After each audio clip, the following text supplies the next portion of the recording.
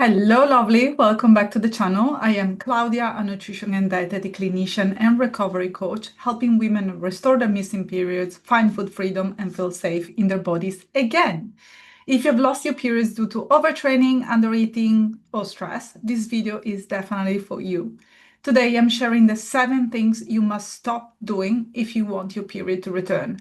These are the sneaky habits that might be keeping your body stuck in survival mode, even if you think that you're doing all the right things.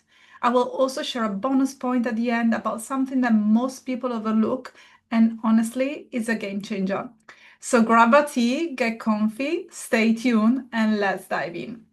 The first thing I would encourage you to let go of is, drumroll, undereating. One of the biggest reasons periods stay missing is that your body simply isn't getting enough energy. And I don't mean just severely restricting calories, even eating just a little less than your body needs consistently can keep your hypothalamus in survival mode, which means that your hypothalamus will stay shut down and will stop the communication between your thyroid, adrenal glands, and ovaries.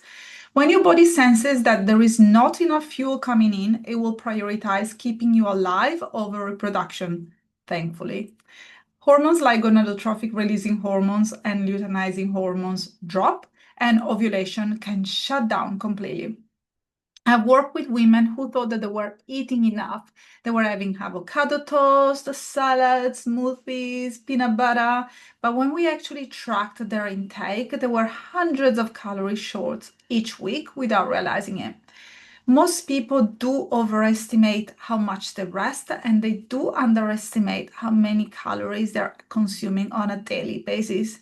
And I've seen women swear they're eating plenty, but when we log it for a week, it's nowhere near what's needed. And I don't blame them. If you spent years in diet culture, your idea of a normal portion is probably way smaller than what your body actually needs. What can you do to fix it? Just get honest data. That could mean tracking your food for a short time or working with a coach or with a nutritionist to help you understand where your intake really sits. And remember that recovery is about giving your body a clear signal that it's safe to ovulate again. So the takeaway is to fuel your body generously with carbs, fats, protein, yummy foods, fun foods, so on and so forth. And this isn't forever. It's a season of nourishment so that your hormones can feel safe again. And if you don't know what nourishing your body looks like, if you don't want to track, if you're really scared of triggering past disorder behaviors around food, simply join the Restore the Hormones community or the Period Comeback protocol, where we guide you and teach you exactly what your body needs, and we will give you feedbacks on your lifestyle diary so that you don't have to do it.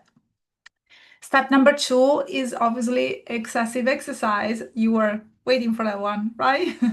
And this is a hard one. I know movement is healthy, movement is important, but when you are in recovery, too much intense exercise works really against you. Think about interval training classes or interval training done on YouTube, long runs, heavy lifting without rest. All of these keep cortisol high and burn through the calories your body desperately needs for hormone repair. You might worry you will lose muscles or fitness when going through recovery, but there is one truth. You're building the foundation for better performance later. Recovery now means you can come back stronger without relapsing. And I know that many of you battles with the idea of exercising less, and I'm not that black or white type of professional. Instead of thinking I have to let it all go, start by asking yourself, how can I make my body feel safer today?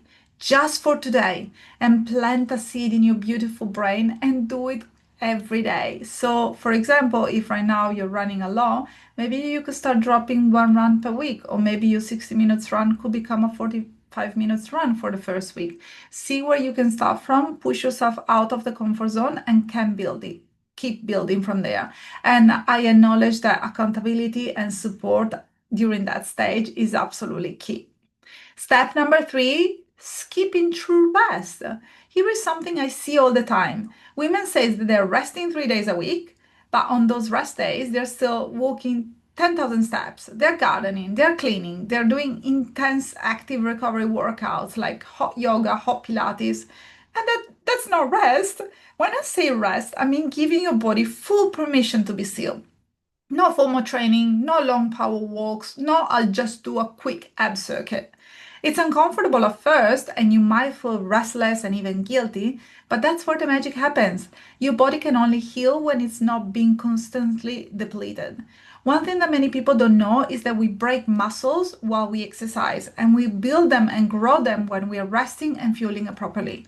So fasted workouts, overtraining, not rest days will keep you stuck in a loop of low energy, high anxiety and depleted muscles and definitely hungry belly. Not to mention the low sex drive and irritability that normally goes hand in hand with exercising too much.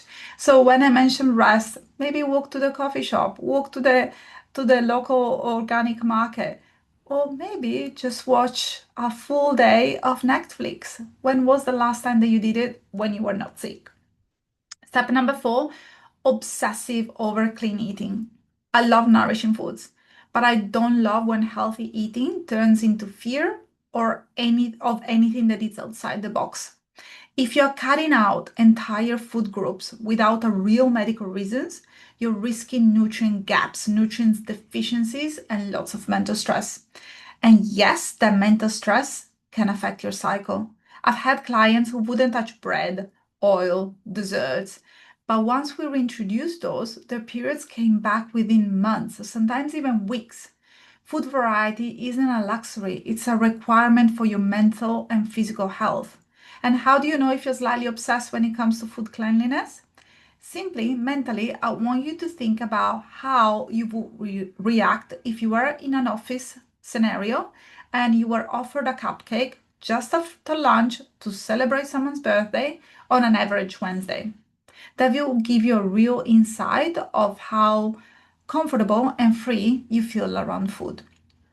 Step number 5, taking the wrong supplements. Let's stop that. Taking the wrong or unnecessary supplements can actually slow down your recovery for a variety of reasons.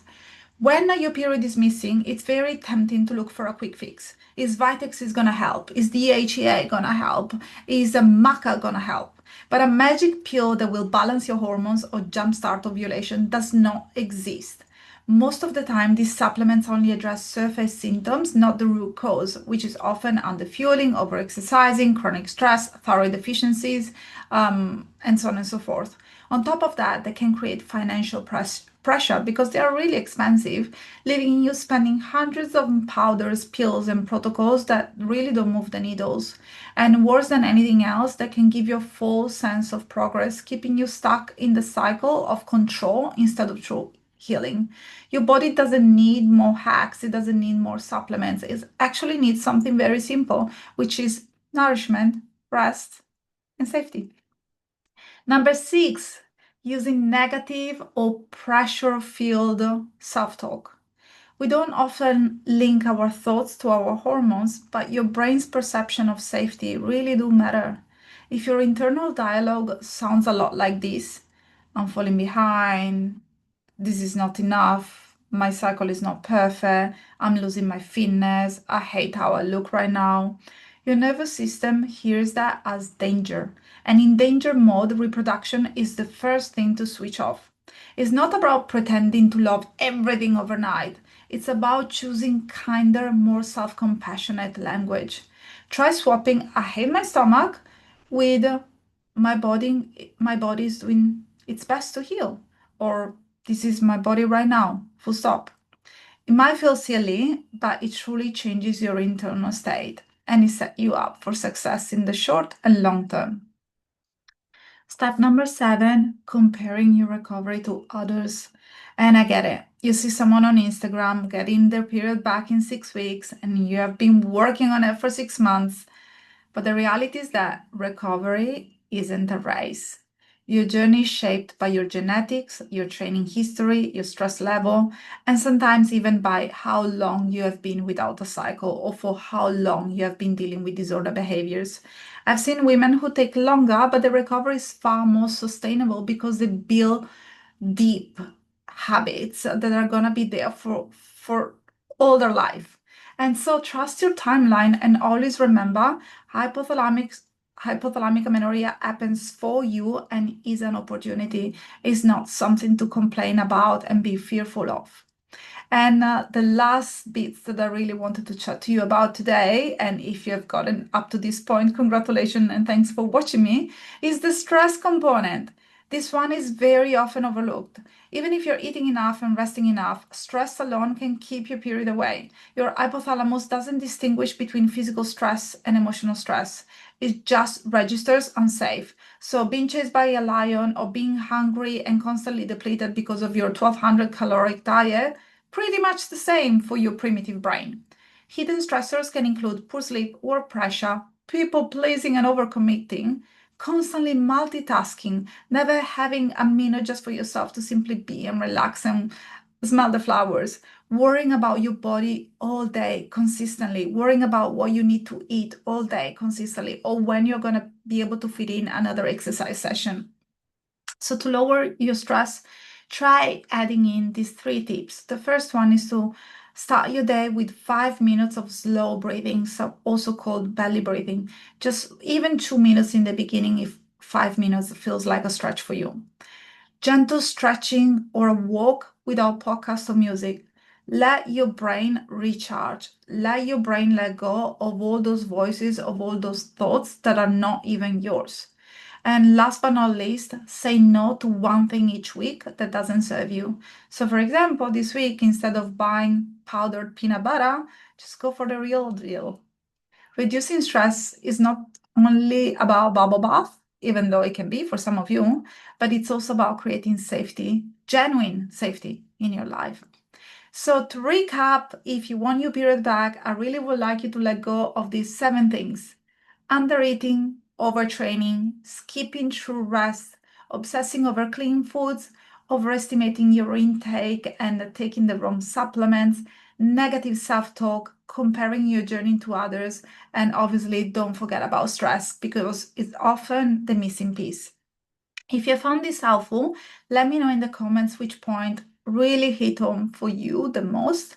And also, I would like to let you know that if you're watching this video before September 9th, 2025, we're going to run a free 5 days challenge to get your period back. My team and I, we're going to basically make a video every single day for approximately 30 to 40 minutes, and it's going to be sent directly to your email address.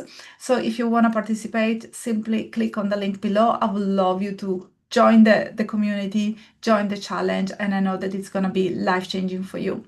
Your recovery is possible. You deserve to feel at peace in your body and confident in your health. Thank you for being here, and I see you in the next video. Bye for now.